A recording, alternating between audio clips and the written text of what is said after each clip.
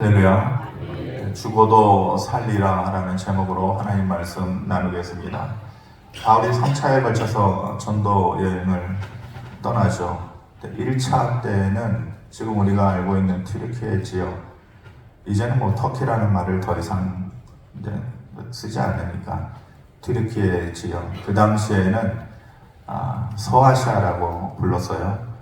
그 지역을 두루 다니면서 말씀을 전파했고, 2차 전도여행 때는 성령의 부르심에 이끌려서 드디어 우리가 기독교가 이제 생겨나고 또 그것이 널리 전파되게 된 것이 유럽 기독교의 역사라고 우리가 보통은 그렇게 볼 수가 있죠.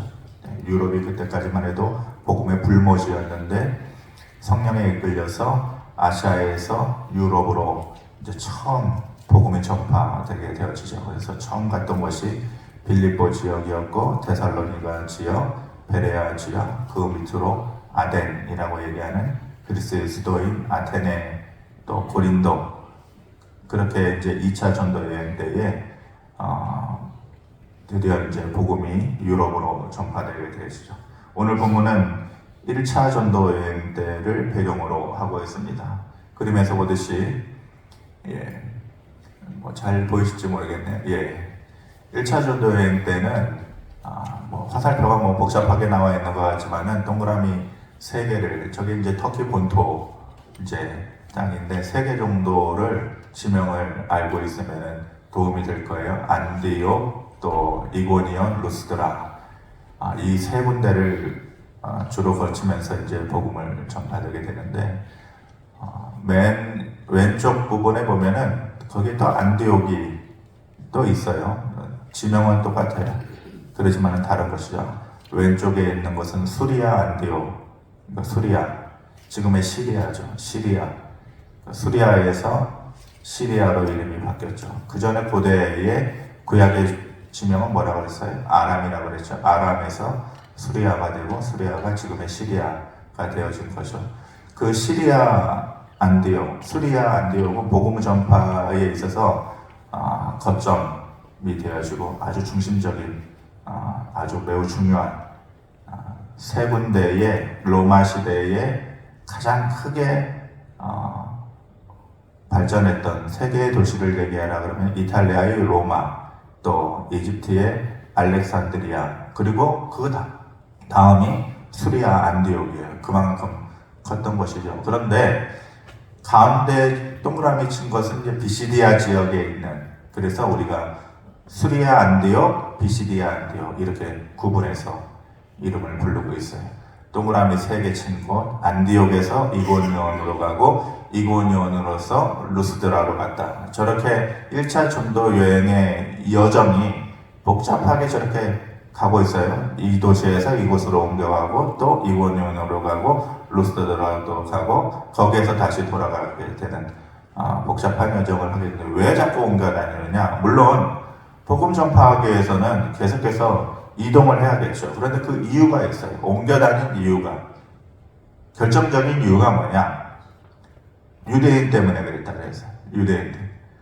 안디옥에서 복음을 전하면은 유대인들이 나와서 방해하고, 오히려 동족이면서도 복음 전파하는데 도움이 되지 않고 바울을 걸림돌이 되는, 막고 방해하고 또 사람들을 충동질하고, 그래서 어쩔 수 없이 안디옥에서 이고니온으로 가고, 또 이고니온으로 갔더니 거기서도 똑같이 방해하는 사람들이 있어서 어쩔 수 없이 또 루스드라로 가고, 그렇게 되었다라는 거죠. 가장 위험한 고비를 어디에서 겪게 되느냐? 루스드라에서 바울이 위험한 고비를 겪게 돼요. 19절의 말씀을 보면 이렇게 말씀하죠. 유대인들이 안디옥과 이고니온에서 와서 무리를 충동하니, 계속해서 따라다니는 거예요. 그 지역에서 다른 지역으로 가면은 그 지역에 있는 사람들이 아니라 그 전에 있던 사람들이 쫓아다니면서까지 계속해서 바울을 힘들게 했다는 거죠. 무리를 충동하니 그들이 돌로 바울을 쳐서 죽은 줄로 알고 시외로 끌어내쳤다, 이렇게 말씀합니다. 돌로 바울을 쳐서 죽은 줄로 알고. 학자들마다 2가지의 의견이 분분한데, 바울이 실제로 죽었다가 다시 살아났다라고 얘기하는 사람이 일부가 있고, 죽을 정도까지 되었다가 다시 살아나게 된 것이다. 이렇게 얘기하는데 어느 쪽이 맞는 것 같아요? 말씀을 말씀대로 해석한다 그러면은 죽은 줄로 알고, 죽은 줄로 알고, 그러니까 죽을 만큼 돌로 쳐서 이제 죽은 줄로 거의 이 정도면 죽었다 라고 생각해서 시해로 내쳤다라는 것이죠. 사실 중세시대에는 사람을 사용하는 사형제도의 대표가 뭐냐면은 화형제도였어요. 화형제도. 불태워서 죽이는 거죠. 화형제도. 그리고 그 화형제도에 못지않게 시행되었던 사형제도가 뭐냐면은 바로 이 돌로 쳐서 죽이는 거예요. 그래서 그것을 석형제도라고 했어요. 돌로 쳐서 죽인다. 그래서 석형제도. 심심찮게 돌로 쳐서 죽이는 사형제도가 꽤 많이 시행이 되었다는 것이죠. 뭐 우리가 요즘은 영상을 통해서 찾아보면은 웬만한 영상들은 뭐 다 찾아볼 수 있는 시대에 살고 있으니까 지금도 이슬람권에서는 석형제도가 있어요. 그래서 잘못을 저지르고 사회적으로, 윤리적으로, 도덕적으로 문제가 있는 사람들은 공개적으로 돌로 쳐서 죽이는 거죠. 근데 돌로 쳐서 죽이겠다라고 던지는 돌이 손톱만한 돌로 쳐서 죽이겠어요? 그렇지 않죠. 죽일 만한 돌로 쳐서 던져서 죽이는 거예요. 사람들이 돌로 쏴가지고 그 사람 돌로 쳐서 죽이는 거죠. 근데 여러분, 돌을 맞아본 사람은 없겠죠. 저도 안 맞아봤으니까. 근데 돌을 맞는다. 그러니까 사람이 살 수가 없어요. 그러니까 주먹만한 돌을 근거리에서 던져서 머리를 맞추고 얼굴을 맞추고 그러면 상처가 날 뿐만 아니라 뼈마디가 부서지고 근육이 찢어지고 신경이 마비되고 그러면은 그 즉시로 죽는 경우도 있지만은 살아났다 할지라도 그것이 골마가지고 죽는다. 이 석형제도의 위험성이 그거예요. 그 즉시로 거의 대부분은 죽는데 그렇지 않고 살아났다 할지라도 그 안에서 뼈마디가 또 근육이 다 파열되고 골마가지고 죽게 된다라는 것이죠. 그러니까 여기서 바울이 돌로 쳐서 죽은 줄로 알고 이런 말은 완전히 죽었다라고 꼭 그렇게 설명하지 않아도 거의 죽게 된 것이에요. 거의 죽게 되었다. 그런데 그 뒤에 보면은 다시 그가 일어나. 다시 그가 일어나. 아니 도대체 어떻게 다시 일어날 수 있을까? 이 정도 되면은 아예 사람들이 계속해서 바울을 미워라 하고 쫓아다니면서 미운 마음이 폭발을 해가지고 돌로 쳐서 죽일 정도가 되었는데 다시 즉시 일어날 수 있을까요? 이 사람이. 상식적이지 않은 일이죠. 도대체 다시 어떻게 일어날 수 있을까? 의문이 가는 부분이죠. 그런데 이 말씀을 볼 때 문득 생각나는 성경 구절이 하나가 있었어요. 그것이 뭐냐면은 예수님께서 하시는 말씀이에요. 예수님께서 뭐라고 말씀하셨냐면은 너희가 나를 믿느냐? 나를 믿는 자는 죽어도 살겠고 무릇 살아서 나를 믿는 자는 영원히 죽지 아니할 것이다. 이렇게 말씀했거든요. 이 말씀이 딱 문득 생각이 나더라고요.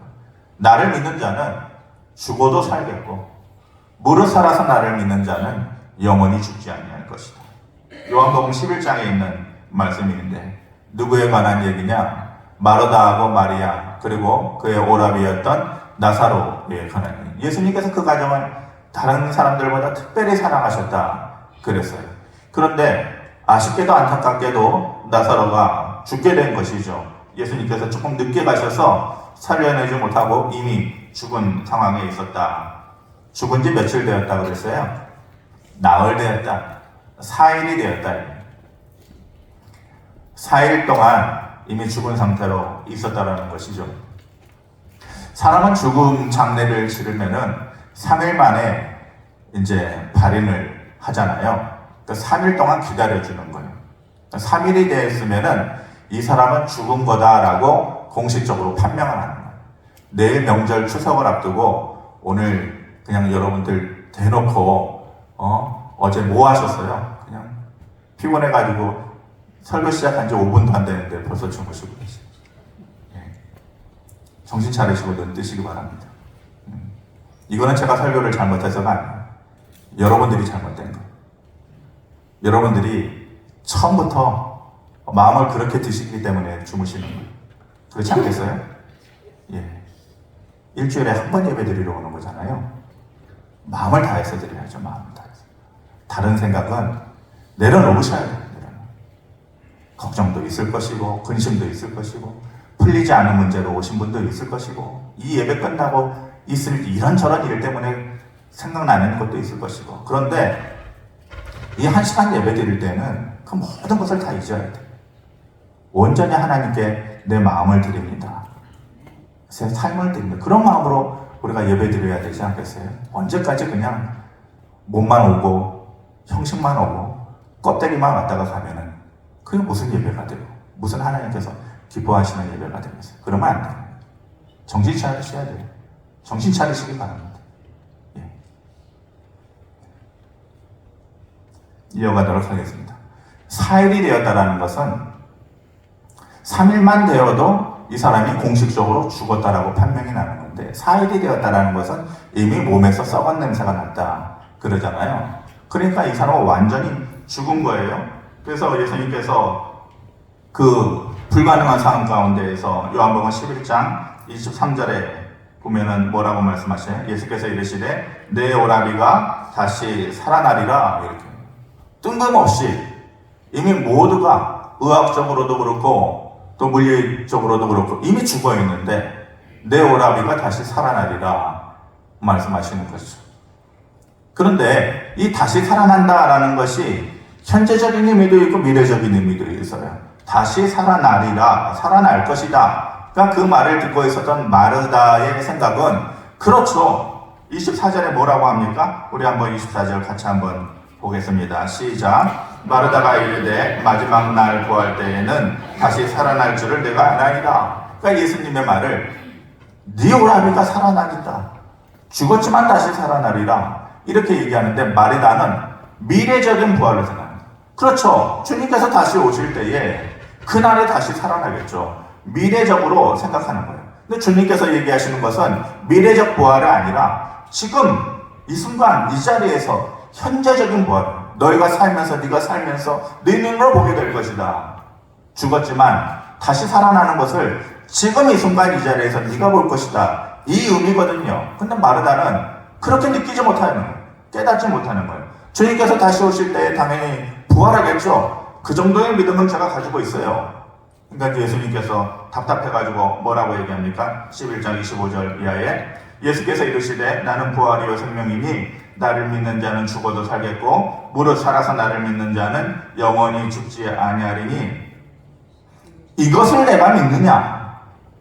그러니까 예수님께서 마지막에 이것을 너가 믿느냐라고 얘기하는 것은 지금 이 일이 네 눈앞에서 네 현실로 이루어질 것을 네가 믿느냐? 그걸 물어보는 거야.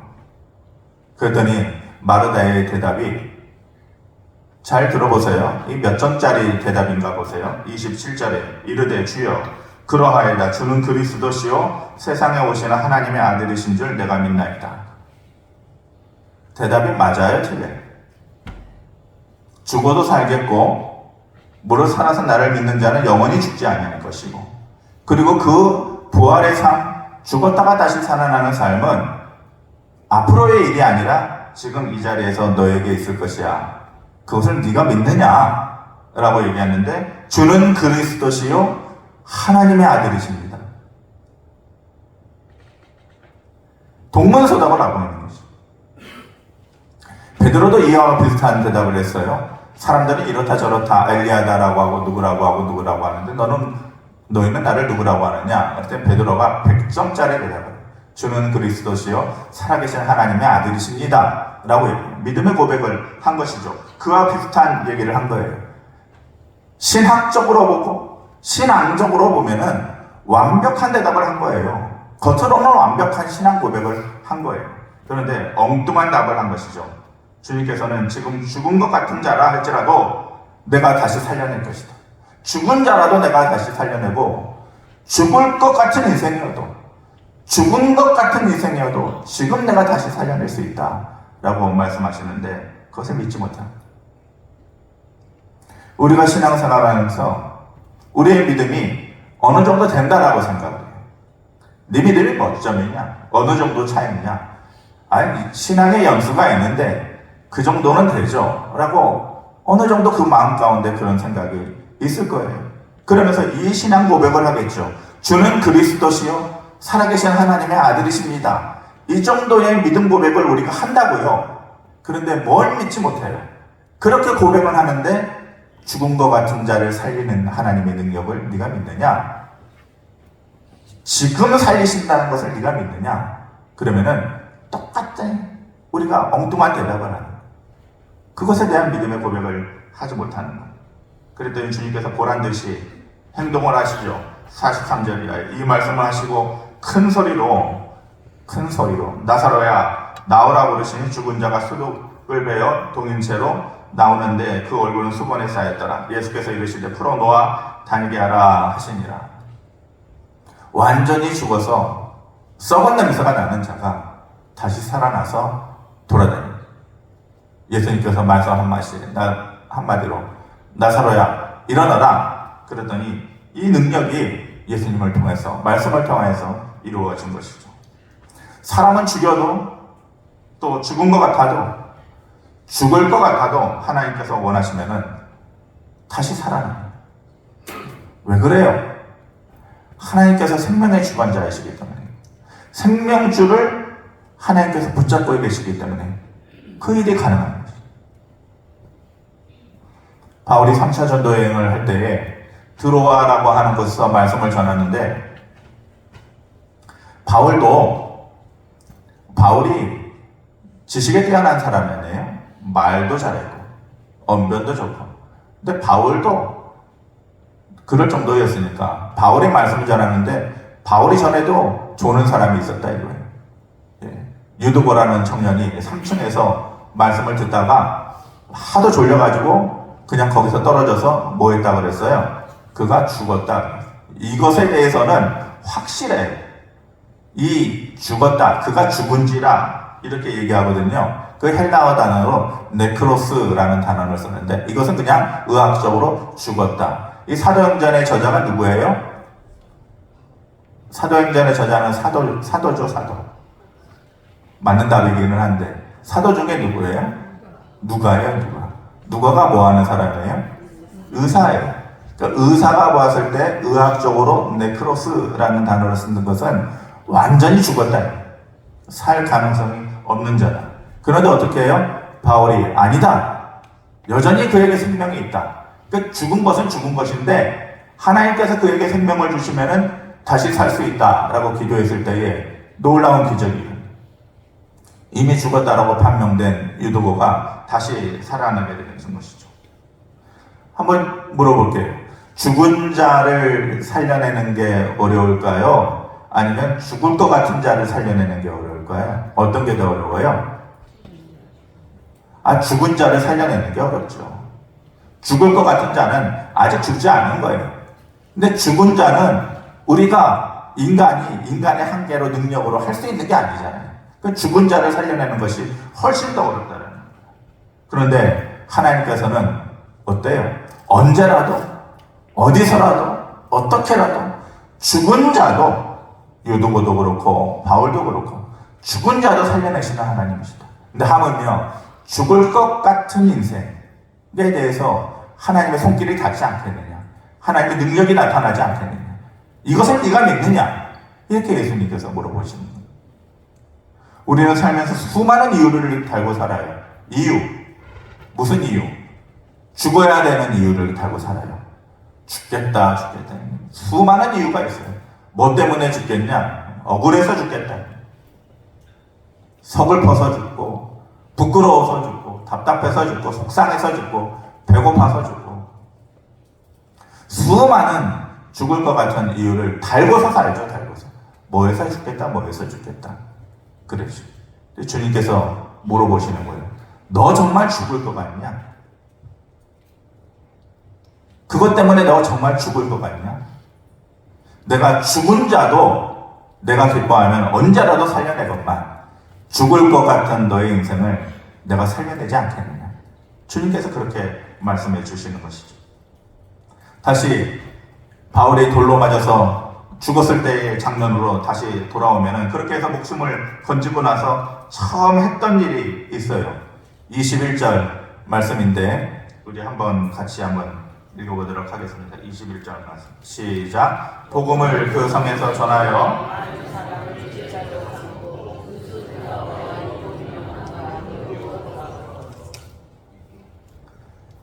많은 사람을 제자로 삼고 루스드라와 이고니온과 안디옥으로 돌아갔다. 원래 처음 여정을 아까 지도에서 얘기한 것처럼 안디옥에서 이고니온에서 루스드라로 가서 거기서 죽을 뻔했는데 루스드라에서 다시 거꾸로 올라가서 이고니온으로 다시 안디옥으로 갔다라는 거죠.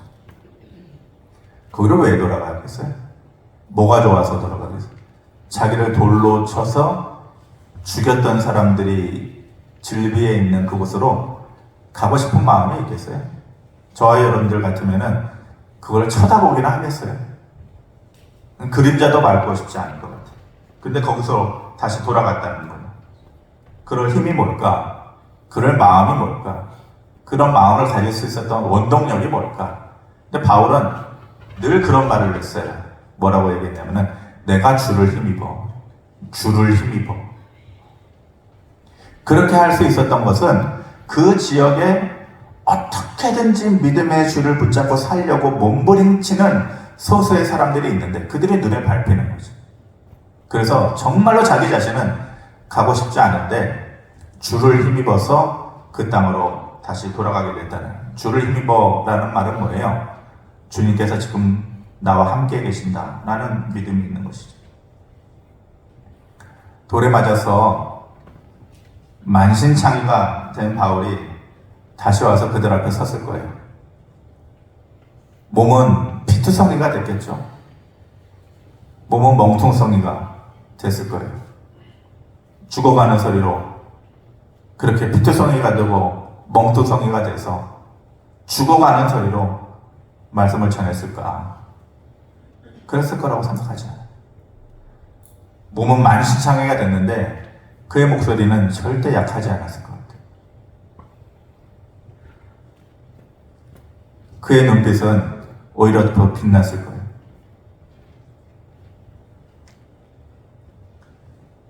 사람들은 어떻게 생각했을까? 바울의 그런 모습을 보고 사람들은 어떤 마음으로 바울을 바라봤을까? 바울이 피투성이가 되고 멍투성이가 돼서, 그렇지만 그의 목소리에 힘이 있고 눈빛이 뜨거웠을 때에 사람들은 그렇게 느꼈겠죠. 저 사람이 왜 저렇게 할까? 저렇게 할 수 있는 힘이 뭘까? 저렇게 말하는 그 말의 참뜻은 뭘까? 그러면서 느꼈을 거예요. 아, 저게 진짜구나. 느꼈을 거예요. 저게 참말이구나. 그러면서 그들의 마음도 뜨거워졌겠죠. 평생에 가슴에 그 장면과 그 말을 담고 살았을 거예요. 아, 저렇게 하나님께서는 죽은 자도 다시 살리시는 분이구나. 그리고 죽을 것 같은 인생도 다시 살려내시는 하나님이시구나 라는 것을 그때의 그 자리에 있는 사람들은 아마도 다 느꼈을 거예요. 22절에 그들에게 바울이 이렇게 얘기합니다.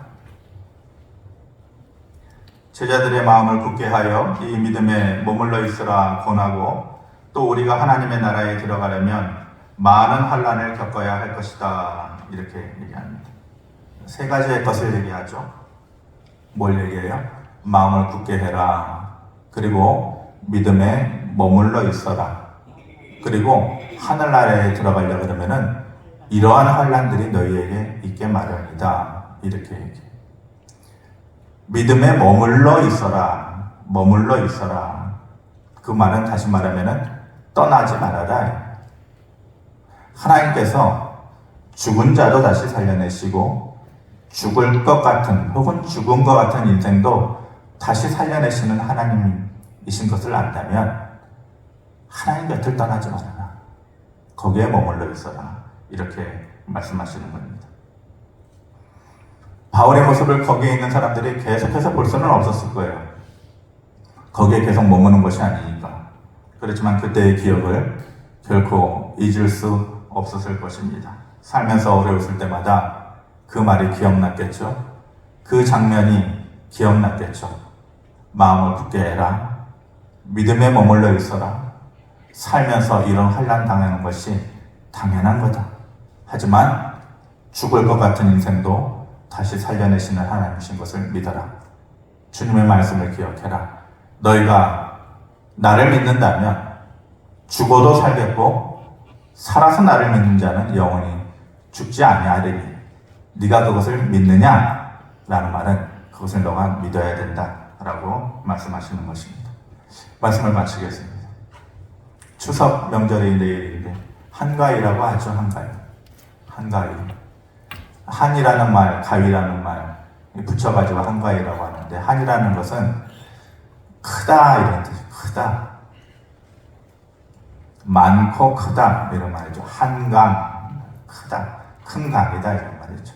가위라는 것은 가운데다 이런 말, 가운데. 7월, 9월에 음력으로 중간에 있는 8월에서도 중간에 있는, 한 달의 중간이 며칠이에요? 15일이죠. 그러니까 보름달. 그래서 날도 가운데고 달도 꽉 차가지고 완전히 충만한 상태를 우리가 한가위다 그렇게 얘기해요. 그래서 옛날부터 사람들은 한가위의 보름달을 보면서 소원을 빌었어요. 그리고 열매가 많은, 그래서 한가위만 같아라 이렇게 얘기를 했죠. 세상 사람들은 달을 보면서 소원을 빌고 거기에 충만함이 있을 것이다 그렇게 생각했어요. 우리는 거기에서 머물면 안 돼요. 하나님의 약속과 또 하나님께서 주시는 그 축복의 의미가 뭐냐, 그것에 대해서 우리가 믿음을 가지고 기대를 가지고 살아야 되는 것이죠. 하나님이 주시는 소망과 약속, 그것이 가득한 날이 믿는 사람들의 믿음의 한가위인 것입니다. 죽은 자도 다시 살려내시고 죽을 것 같은 인생도 다시 일으키시는 그러한 믿음이 저와 여러분들에게 있기를 바랍니다. 시편 37편 4절, 24절 한번 읽고 마치겠습니다. 같이 한번 읽어보겠습니다. 시작. 또 여호와를 기뻐하라. 그가 내 마음의 소원을 내게 이루어 주시리로다. 그는 넘어지나 아주 엎드러지지 아니함은 여호와께서 그의 손으로 붙드심이로다.